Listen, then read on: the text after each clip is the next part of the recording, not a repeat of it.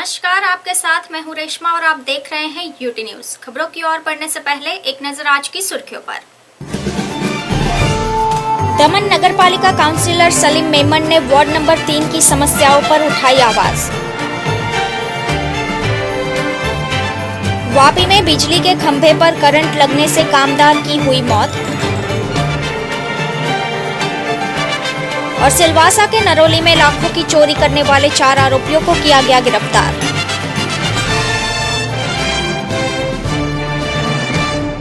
आइए बढ़ते हैं खबरों की ओर। दमन के वार्ड नंबर 3 के स्थानीयों को गंदगी और बीमारियों से बचाने के लिए सलीम मेमन ने आवाज उठाई है। दमन वार्ड नंबर 3 के काउंसिलर सलीम मेमन ने अपने वार्ड के नागरिकों को गंदगी और बीमारियों से बचाने हेतु प्रशासन से गुहार लगाई है। इसी समस्या को लेकर नागरिकों की शिकायत के आधार पर काउंसिलर सलीम मेमन ने बुधवार के दिन तमाम नागरिकों के साथ वार्ड नंबर 3 का दौरा किया। बता दें कि दमन के राजीव गांधी सेतु से सटी हुई गटर दमनगंगा नदी तक जाती है। यह गटर बरसाती पानी के निकास हेतु बनाई गई थी, लेकिन इस गटर में अवैध तरीके से बिल्डरों द्वारा सेफ्टी टैंक के पानी का कनेक्शन लगा दिया गया है, जिससे प्रदेश की अधिकतर बिल्डिंगों का गंदा पानी इसी गटर से होते हुए दमनगंगा नदी में पहुंचता है। इसी के कारण दमनगंगा ब्रिज से लेकर साईं बाबा मंदिर तक निवास करने वाले सैकड़ों निवासियों को गंदगी, मच्छरों का उपद्रव एवं बीमारियों के खतरे के बीच जीना पड़ रहा है। जहां लोगों की इसी समस्या को खास ध्यान में रखते हुए काउंसिलर सलीम मेमन ने संघ प्रशासन से यह मांग की है कि जल्द से जल्द इस विस्तार की जनता को गंभीर समस्या से निजात दिलाई जाए। लिहाजा सलीम मेमन के इस दौरे में बड़ी संख्या में स्थानीय लोग मौजूद थे। स्वच्छता अभियान की बात कर जा रही है। हमारे पीएम साहब कहते हैं कि हर गांव, हर देश, हर गली को स्वच्छ अभियान बनाना चाहिए और स्वच्छता विकास का सबसे पहला मुद्दा है। ये स्वच्छता है हमारे सरकार की। दुनिया भर की गटर्स, गंदी गटर्स, इससे गंदी स्मेल्स आती हैं, मच्छर आते हैं, कितने लोगों को काफ़ी तकलीफ़ें होती हैं। आप जानते हैं इनसे कितनी बीमारियां हो रही हैं। हमारे सिनेमा बाबू जो यहाँ के प्रेसिडेंट हैं, उन सिनेमा बाबू के टॉकीज़ में, सिनेमा घर में स्वच्छता अभियान के बहुत बड़े पार्ट सिखाए जाते हैं। शायद उन्होंने खुद जाके वो पार्ट नहीं पढ़ा। आप देखिए यहाँ पे 2 फुट की लेंथ है। कोई भी बच्चा अगर इस दलदल में गिर जाए तो क्या हो सकता है? क्या वो किसी दुर्घटना का इंतज़ार कर रहे हैं? क्या उनकी कोई रिस्पॉन्सिबिलिटी नहीं है? डीएमसी की बड़ी ऑफिस में बैठ के, बीजेपी की कुर्सी पे बैठ के वो इस तरह के से कोई भी वोट की परीक्षा नहीं करेंगे।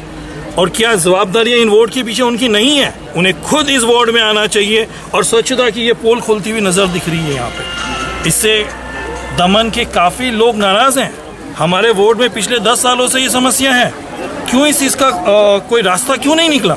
रास्ता निकलना चाहिए था। 10 साल 5 साल पहले की सरकार में भी अनिल जी यहाँ के काउंसिलर और प्लस प्रेसिडेंट रह चुके हैं। क्या उनकी कोई जवाबदारी इन लोगों के पीछे नहीं है? सिर्फ डीएमसी की एसी चैम्बर में बैठ के कुर्सी गर्म करके उनका रोब जमाना ही उनकी जवाबदारियां हैं। बिल्कुल भी ये नहीं चलेगा। नहीं, यानी अन्याय तो बिल्कुल नहीं चलेगा। 15 दिन के अंदर इस वार्ड का विकास होना चाहिए। 15 दिन के अंदर इस वार्ड के लिए एक टीम नियुक्त की जानी चाहिए। हर एक गली में जाके उनकी टीम हम लोगों के साथ मिल के हर एक गली का छोटी प्रॉब्लम को सॉल्व होना चाहिए। अन्याय सहन नहीं करेंगे और ना ही अन्याय होने देंगे। हमें इस चीज़ का निकाल चाहिए। हमारे बच्चे वहाँ खेलते हैं। यहाँ पे देखिए दुनिया भर की गंदगी बढ़ती जा रही है। क्या होगा? परिवहन पे क्या असर पड़ेगा? बच्चों की बीमारियों पे कौन असर पड़ेगा?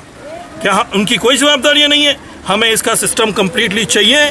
म्यूनसिपालिटी को एक टीम भेजनी होगी और हर एक गली के अंदर इसका विकास ज़रूरी होगा और हर एक गली की समस्या वो पहले जाने और उसे विकास करें। नहीं तो हम वो शांति से अहिंसा के बीच में जितने भी कदम उठाने पड़ेंगे हम कदम उठाएंगे और उचित कदम उठाएंगे। बस मुझे डीएमसी और दमन वासियों के लिए सिर्फ यही कहना है कि प्रेसिडेंट को खुद एसी चैम्बर से बाहर निकलना चाहिए और इन वर्क को काम करना चाहिए। दमन के लोगों ने उनको प्रेसिडेंट की सीट दी है, वार्ड के काम के लिए दी है, ना ही उनके एसी चैम्बर में बैठने के लिए दी है। सलीम भाई, बहुत से आप इधर के काउंसिलर हो, इधर के जानवर बहुत से गुम हुए इधर गटर के अंदर, उसके बारे में आप क्या करोगे जानवर के लिए? हमें चाहिए यहाँ वॉल बना के दें, प्रोटेक्शन वॉल दे, सफाई अभियान चलाएं। चार झाड़ू लेके खड़े हो जाते हैं, फोटो सेशन कर लेते हैं कि हम लोगों ने सफाई अभियान किया। अरे यहाँ जरूरत है, यहाँ बच्चे बीमार हो रहे हैं, बुजुर्गों के ऊपर इसका गंदा असर पड़ रहा है। जिस तरीके से यूपी, जिस तरीके से बिहार और दिल्ली में बीजेपी को साफ किया, अगर यही इन लोगों का सिस्टम रहा और यही इन लोगों के जादुई जुमले चले तो मुझे लगता है कि आने वाले दिनों के अंदर बीजेपी सरकार यहाँ से उठा के दमन की जनता उसे फेंक देगी। अगर उन्हें यहाँ पे स्थिर रहना है तो इनको हर वोट का कार्य करना। सलीम भाई, तुम्हारी मांग कभी नहीं पूरी, उसके आगे अगर नहीं हुआ तो आंदोलन के लिए तैयार हो जाएं। हम कॉम्प्रोमाइज नहीं करेंगे, अपने बच्चों के लिए, अपने बुजुर्गों के लिए कॉम्प्रोमाइज नहीं करेंगे। हमें इसकी सफाई चाहिए और हमें इसका रास्ता चाहिए, और हमें म्युनिसिपैलिटी की तरफ से टीम चाहिए कि हर एक वोट के हमारे साथ मिलके पूरा उसका डेटा बनाए और उसको विकास कार्य के अंदर वो आगे बढ़े। चाहे छोटी से छोटी समस्या हो, प्रेसिडेंट का अधिकार है कि वो खुद आके इस वोट के सर्वे करे। मतलब सलीम भाई, आपका ऐसा कहना कि बीजेपी सरकार है भेदभाव कर रही है ही भेदभाव कहने वाली क्या बात है? मुझे बताइए क्या विकास हुआ है? पिछले 2 महीने में बीजेपी के सांसद बैठे हुए हैं यहाँ पे आके, 2 महीने से प्रेसिडेंट बैठे हुए हैं बीजेपी के।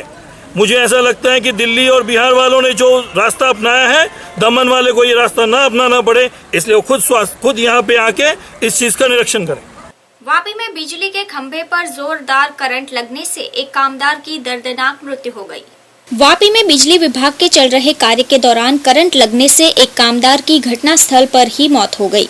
दरअसल डुंगरा के पीरमोरा क्षेत्र में बुधवार के दिन जीईबी यानी बिजली विभाग द्वारा हाई टेंशन वायर की नई लाइन डालने का कार्य जारी था। इसी के चलते देर शाम करीब 7:30 बजे के आसपास रवजी भाई नामक एक कामदार बिजली के खंभे पर कार्य कर रहा था। इसी दौरान अचानक ही हाई टेंशन वायर से अन्य लाइन का तार छू जाने से रवजी भाई को जोरदार करंट का झटका लगा और बिजली के खंभे पर ही उनकी दर्दनाक मृत्यु हो गई। ऐसे में घटना की खबर मिलते ही बिजली विभाग के उच्च अधिकारी समेत दमकल विभाग की टीम एवं पुलिस भी फौरन मौके पर आ पहुंची। साथ ही पूरे क्षेत्र की बिजली आपूर्ति बंद करवाकर काफी मशक्कत के बाद मृतक रवजी भाई के शव को बिजली के खंभे से नीचे उतारा गया। स्थानियों के मुताबिक जीईबी की लापरवाही के कारण कामदार रवजी भाई की मौत का जिम्मेदार भी जीईबी को ठहराया गया है। लिहाजा डुंगरा पुलिस इस मामले के तहत अधिक तफ्तीश में जुट गई है। पहला हूँ फोन करतो तो कोई भाई मैंने कहे कि डीमर साहब ने आवा लो, मानस मरी गया, डीमर साहब हूँ करे ये लोगों ने बेदरकारी है, आज भी बेदरकारी है, केम के ये लोग केवी रीते काम करवाए। बाजूમાં તાર અડેવા છે તો પાવર ચાલુ હતો ને? हाँ एक चालू હતો। બોડી પડી? हाँ बॉडी ऊपर है भाई, मरी गया ने ऊपर आम लटकी गया, 2 કલાક સુધી લટકી રહ્યા है। અગાઉ પણ તાર અડેવું છે આજુબાજુ અહીંયા આગળ જે હાઈલાઈન ના છે? हाँ છે બાજુમાં છે ને, હા પણ એ લોકો બંધ નથી કર્યો, એ બેદરકારી લાગે। બેદરકારી છે જીબીની। બાજુ આ નવી લાઈનનું કામ ચાલે છે, આ લાઈન બંધ જ છે અત્યારે। ફોન આવ્યો તો આવું થઈ ગયું છે એટલે તરત જ અમે ત્યાંથી પાવર બંધ કરાવી દીધો મેઇન ડુંગરાઈ વિસ્તારનો, અને પછી અહીંયા આવીને જોયું તો હકીકત આવી જાણવા મળેલ છે કે ભાઈ કોન્ટ્રાક્ટરનો માણસ કામ કરતા અકસ્માત નડેલ છે। સેફટી માટે કેમ કંઈ પગલાં નતા લીધેલા એની? સેફટી માટે તો આ લાઈન બંધ જ છે આખી, આ લાઈન બંધ છે, ક્યાંથી રિટર્ન પાવર આવ્યો એ હવે અત્યારે શોધીને પાવર ચાલુ કર્યું। બાજુમાં છે એ લાઈન ચાલુ હતી? હા બાજુમાં છે એ લાઈન ચાલુ છે, પણ એ 7-8 ફૂટ દૂર છે। અમારું જે કામ છે એ બધું જોખમવાળું જ છે, જે લાઈન નવી નાખવાનું, જૂના પર કામ કરવાનું, મેન્ટેનન્સ કરવાનું એ જોખમવાળું જ છે, પણ અત્યારે લાઈન બંધ જ છે, એમાં કોઈ નથી। કેટલા વોટની લાઈન છે? એ 11,000 વોટનું કામ ચાલતું, 11,000 वोल्ट काम चलता, 11 kV लाइन की। वापी डुंगरा के अंदर एक कॉल मिला था जीआईडीसी फायर स्टेशन को कि भाई एक बंदा है वो बिजली के खंभे के ऊपर चिपक गया है। वापी टाउन और वापी जीआईडीसी गाड़ियाँ जब तक घटनास्थल पर पहुँचे उसकी हालत बहुत गंभीर थी, और उसके बावजूद हमने सभी लाइनें बंद करवा के और उसकी जो बॉडी है बराबर उसको 1 घंटे की जहमत के बाद नीचे उतारा गया है। क्या दिक्कत आई खास तौर पे? थोड़ी पब्लिक ज़्यादा थी जगह पे, और जगह भी बहुत कम है। जहाँ पे हमने ऑपरेशन किया है वहाँ पे सीढ़ी लगाने के लिए और स्टाफ को काम करने के लिए बहुत दिक्कतें हुई हैं, मगर फिर भी अभी बॉडी है उसको हमने हैंड ओवर कर दिया। सिलवासा स्थित नरोली के बंगले में हुई चोरी का पर्दाफाश करते हुए 4 आरोपियों को मुद्दामाल समेत पुलिस ने अपने कब्जे में किया है। दाना पुलिस ने नरोली के एक बंगले में चोरी करने वाले 4 आरोपियों को अपनी हिरासत में ले लिया है। दरअसल नरोली के स्कूल फलिया निवासी जगदीश अग्रवाल पिछली 16 से 24 फरवरी तक अपना बंगला बंद कर किसी रिश्तेदार के यहां गए थे। इसी बीच अज्ञात चोरों द्वारा उनके घर में चोरी की घटना को अंजाम दिया गया, जिसमें चोरों ने घर से करीब 9,10,000 रुपए के जेवरात एवं नगद करीब 50,000 पर अपना हाथ साफ किया और वहां से फरार हो गए, जिसकी शिकायत घर मालिक जगदीश भाई द्वारा 24 फरवरी के दिन सिलवासा पुलिस थाने में दर्ज करवाई गई थी, जिसके आधार पर जांच पड़ताल शुरू करते हुए चोरी का मामला सुलझाने के प्रयास जारी थे और 2 हफ्ते बीत जाने के बाद पुलिस को सफलता भी मिल गई। सोमवार को पुलिस ने कुछ अनजान लोगों को हिरासत में लिया था, जिनसे सख्ती से पूछताछ करने पर उन्होंने इस चोरी का गुनाह कबूल कर लिया, जिसके चलते वलसाड निवासी मनसुख गौड़, गणेश खालबा, रमेश सावर एवं रमेश नायक को गिरफ्तार कर लिया गया। साथ ही सोने चांदी के जेवरात एवं 16,000 नगद भी बरामद किए गए हैं और तमाम आरोपियों को 3 दिन के रिमांड पर भेजते हुए आगे की कार्यवाही जारी है। 24 फरवरी को श्री जगदीश अग्रवाल जो स्कूल फलिया नारोली के रहने वाले हैं, उन्होंने पुलिस स्टेशन में कंप्लेन दिया था, कॉल आई थी कि उनके घर में चोरी हो गई। मामले की जांच करने से ये पता चला कि 16 से 24 फरवरी तक श्री जगदीश अग्रवाल जी अपने किसी फैमिली फंक्शन की वजह से with family out of station थे, अपने घर से बाहर गए हुए थे। उनके घर में चोरी हुई थी, जो कि उन्होंने बताया कि करीब 9 लाख रुपए के जेवर और 50,000 रुपए कैश की चोरी हुई है। कहीं से भी फोर्स एंट्री नहीं लग रही थी, कोई भी ताला तोड़ के घर में एंट्री नहीं हुई थी। देखने से ये समझ में आ रहा था कि उनके घर में फर्स्ट फ्लोर पे रहते हैं, पीछे पाइप से चढ़ के और फिर छत के रास्ते से घर में एंट्री हुई थी। इस काम के लिए पुलिस ने इन्वेस्टिगेशन स्टार्ट कर दिया था, कोई भी क्लू नहीं था और बट काफ़ी हार्ड वर्क किया हमारे ऑफिसर्स ने और उसके बाद कल हमें सफलता मिली। एक कुछ संदिग्ध व्यक्ति जो सिलवासा गार्डन के पास घूम रहे थे, उनसे पूछताछ करने पे वो कोई सेटिस्फैक्टरी रिप्लाई नहीं दे पाए यहाँ आने का पर्पस या यहाँ इस तरह से घूमने का पर्पस। जब उनसे थोड़ा कड़ाई से पूछताछ की गई तो उन्होंने ये स्वीकारा कि वो एक गैंग के रूप में काम करते हैं और कुछ घरों में रेकी करने के बाद चोरी का अटेम्प्ट करते हैं या चोरी करते हैं। और बातचीत करने पे सारी चीज़ें और मिलान करने पे ये लग गया कि नारोली वाली घटना में इन्हीं का हाथ है।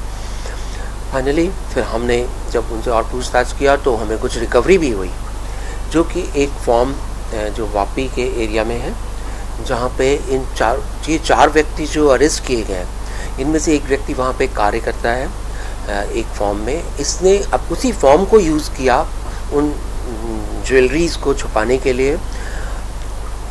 वहाँ पे जाके कुछ ज्वेलरीज रिकवर हो गई हैं, कुछ मोबाइल फ़ोन भी इनके पास से रिकवर हुए हैं और ये सब चीज़ें उसमें से कंप्लेनेंट को जब दिखाई गई तो कंप्लेनेंट ने अपने जेवर पहचाने, तो जिससे हमें ये इस्टेब्लिश हो गया कि इसने इस घर के अलावा भी और भी कई वारदातें की हैं। कुछ और ज्वेलरी वगैरह रिकवर हुई हैं, वो हम आइडेंटिफाई कर रहे हैं, अपने पड़ोसी राज्य के चोरी के केसेस भी देख रहे हैं। आज पुलिस ने इनको प्रोड्यूस किया है कोर्ट में, इनकी रिमांड ली गई है। अभी इनके गैंग के कुछ और लोग की तलाश जारी है, जैसा कि पता लग रहा है कि कुछ और भी लोग इस गैंग में हैं। तो इस तरह से इनकी मोडस ऑपरेंडी ये थी कि पहले ये रेकी करते हैं एरिया में, अगर कोई घर बंद मिलता है और लगातार 2-3 दिन तक बंद दिखता है तब ये समझ जाते हैं कि हाउस ओनर उस घर में नहीं है और तब ये अटेम्प्ट करते हैं। तो इस तरह सिलवासा पुलिस ने और उसके क्राइम ब्रांच ने मिलकर ये एक अच्छा केस सॉल्व किया। दादरा नगर हवेली के छात्रों द्वारा उत्साहपूर्वक बोर्ड की परीक्षाएं दी जा रही है। दादरा नगर हवेली में इन दिनों बोर्ड की परीक्षाएं संचालित हो गई है, जिसमें सीबीएसई एवं गुजरात बोर्ड दोनों ही शामिल है। सभी परीक्षा केंद्रों पर जहां सुरक्षा व्यवस्था चाक चौबंद बनी हुई है, वहीं विद्यार्थियों को परीक्षा के दौरान किसी भी प्रकार की समस्या न हो, उसके लिए शिक्षा विभाग द्वारा विशेष इंतजाम किए गए हैं। आज गुरुवार के दिन गुजरात बोर्ड की 10वीं कक्षा की विज्ञान परीक्षा संपन्न हुई। प्रश्न पत्र हल करने के उपरांत छात्रों के चेहरे पर खुशियां साफ झलक रही थी। इस अवसर पर सिलवासा के टोकरखाड़ा स्थित उच्च माध्यमिक स्कूल पर छात्रों ने हमारे संवाददाता से बात करते हुए कहा कि इस साल भी लड़कियां लड़कों की अपेक्षा परीक्षा परिणाम में बाजी मारेगी। गुजरात बोर्ड की परीक्षाएं बड़े ही शांतपूर्ण माहौल में चल रही हैं और बच्चे भी काफी खुश नजर आ रहे हैं क्योंकि उनका पेपर भी अच्छा बन रहा है। आज 10वीं के विज्ञान का परीक्षा अभी समाप्त हुआ। मैं टोकर खाड़ा हायर सेकेंडरी स्कूल पर हूं, जहां पर बच्चे एग्जाम देके बाहर निकले। कुछ बच्चियां हमारे साथ हैं, इनसे पूछता हूं कि कैसा पेपर बना है। क्या नाम है आपका? सलोनी दोषी। सलोनी जी, किस चीज का पेपर आज रहा? आज एसएस का पेपर था। हाँ, कैसा पेपर गया? इजी था पेपर। कितना क्वेश्चन था? 30 क्वेश्चंस थे और उसमें 2 मैप थे। अच्छा। आपका नाम क्या है? नेहा यवले। हाँ, तो जो जितना भी आप पढ़ाया गया, जितना क्वेश्चन आया था, सब पढ़ाया गया था आपका? हाँ, हम लोग को पढ़ाया गया था। हम लोग ने बहुत सारी किताबों में से पढ़ा था ये। हाँ, तो कितना क्वेश्चन किए हैं आप? सारे। हाँ, कितना परसेंट मार्क्स आएगा?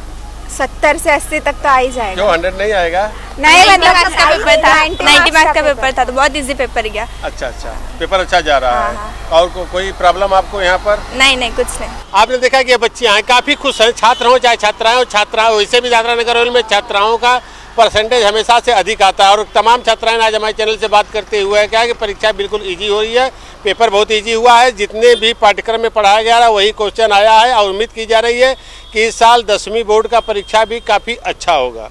कैमरामैन चंदन सिंह के साथ अशोक पांडे, यूटी न्यूज, सिलवासा। समाचार समाप्त करने से पहले फिर से एक नजर आज की सुर्खियों पर। दमन नगर पालिका काउंसिलर सलीम मेमन ने वार्ड नंबर 3 की समस्याओं पर उठाई आवाज। वापी में बिजली के खंभे पर करंट लगने से कामदार की हुई मौत।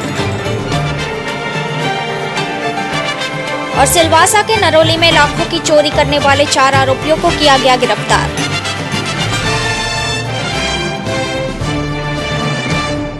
फिलहाल यूटी न्यूज के इस बुलेटिन में इतना ही। अगले बुलेटिन में हम फिर हाजिर होंगे कुछ और ताजा तरीन खबरों के साथ। तब तक के लिए नमस्कार।